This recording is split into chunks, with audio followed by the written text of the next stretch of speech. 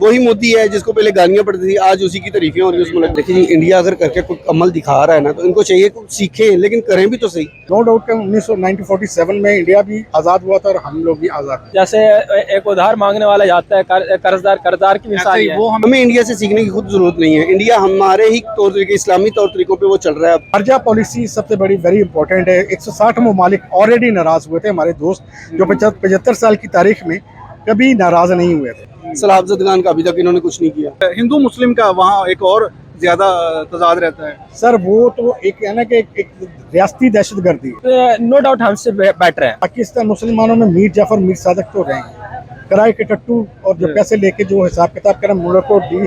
वो एक तो रजीम चेंज करवा दिया, ये टास्क इनका।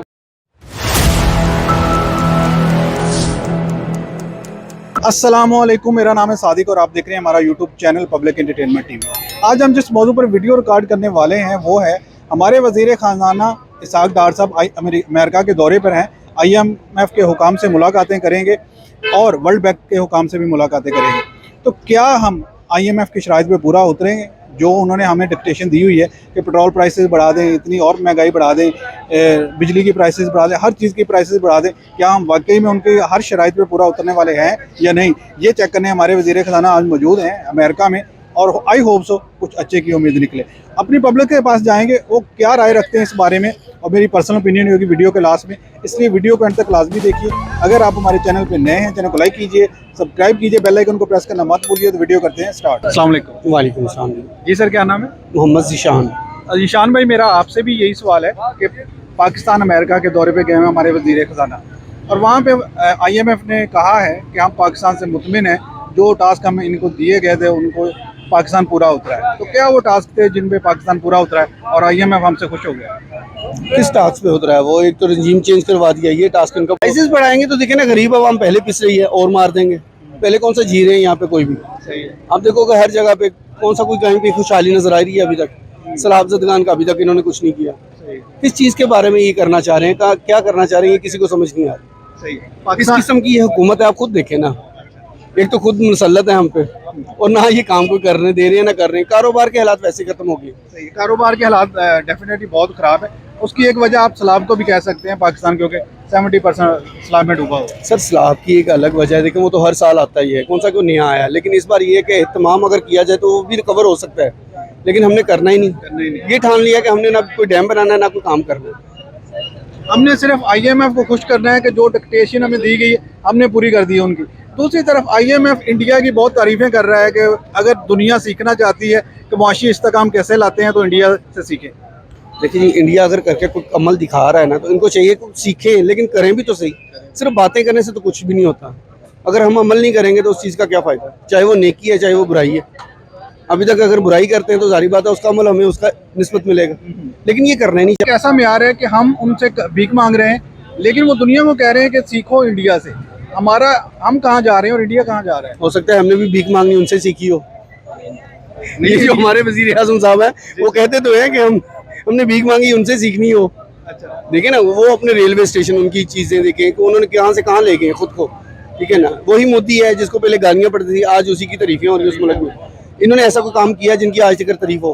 कोई भी नहीं किया। नहीं, यही तो मसला है ना। सीखें, क्या सीखें उनसे? तो हम कब मंदिर बना लें यहाँ पे, वो सीख लें इनसे।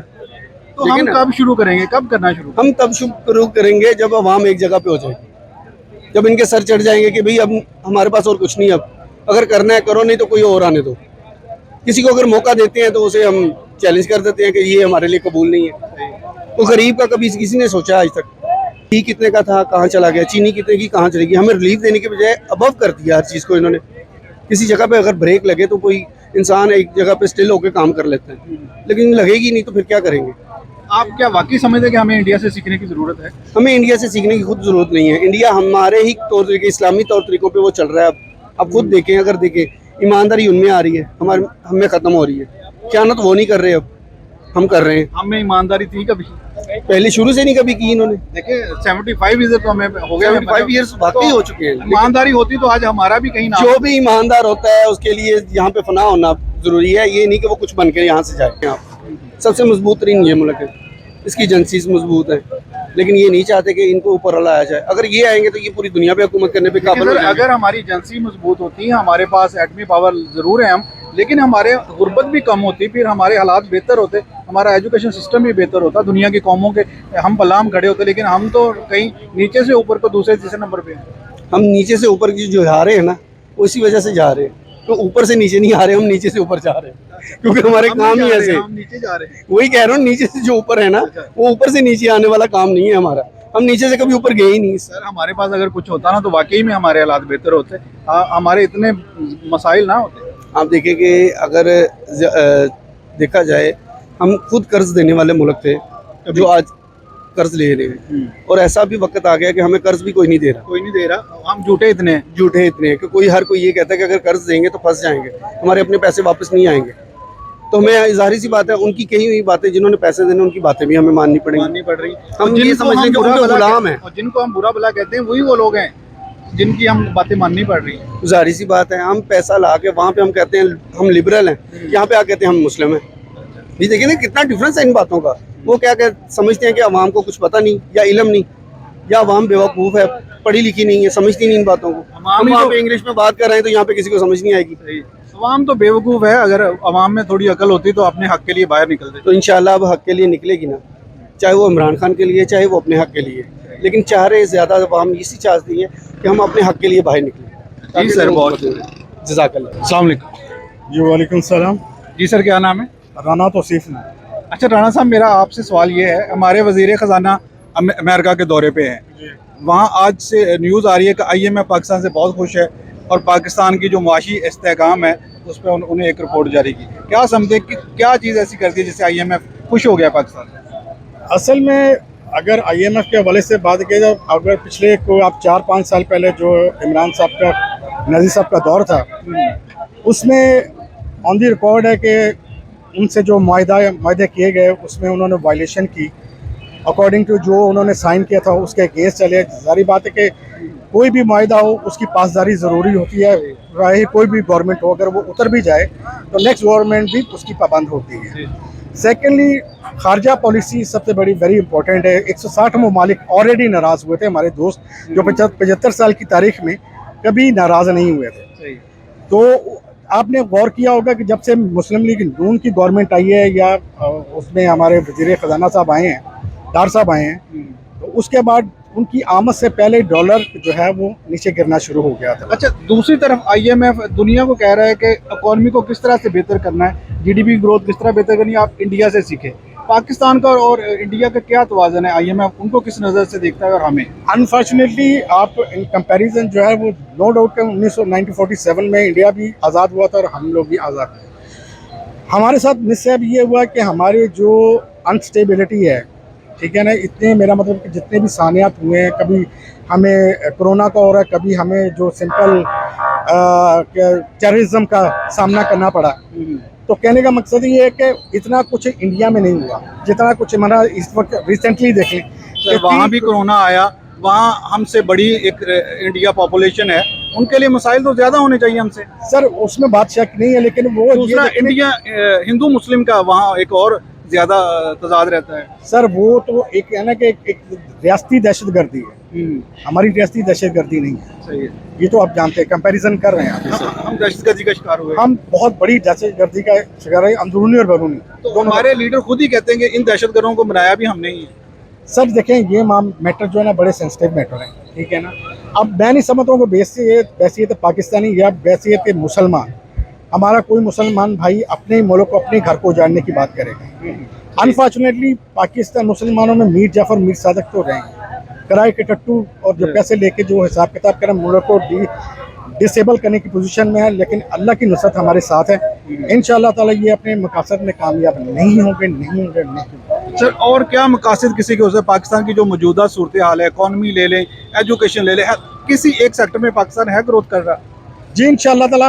मेरा ख्याल है कि आप अभी थोड़े से देखें कि हमारे ऊपर इस वक्त हम कर्जों का बोझ कितना चल रहा है। उसमें 2500 या 28,000 अरब रुपया जो है ना वो डॉलर की स्टेबिलिटी की वजह से नीचे हुआ। अभी ये जो बिजली का बहरान चल रहा है हमारे साथ, ठीक है, और उसमें सैलाब से सबसे जो बड़ा टास्क है इस वक्त हमारा, जो वो 3 करोड़ जो हमारे जो भाई मुतासर हुए हैं, उसके बाद जितने लाखों हज़ारों की तादाद में जो हमारे जानवर मवेशी जो हलाक हुए हैं, उन लोगों के एसेट ज़ाया हुए हैं, उनके मकानात तबाह हुए हैं, इसमें थोड़ा सा टाइम लगेगा। अस्सलाम वालेकुम। वालेकुम सलाम। जी भाई, क्या नाम है? अब्दुल कयूम।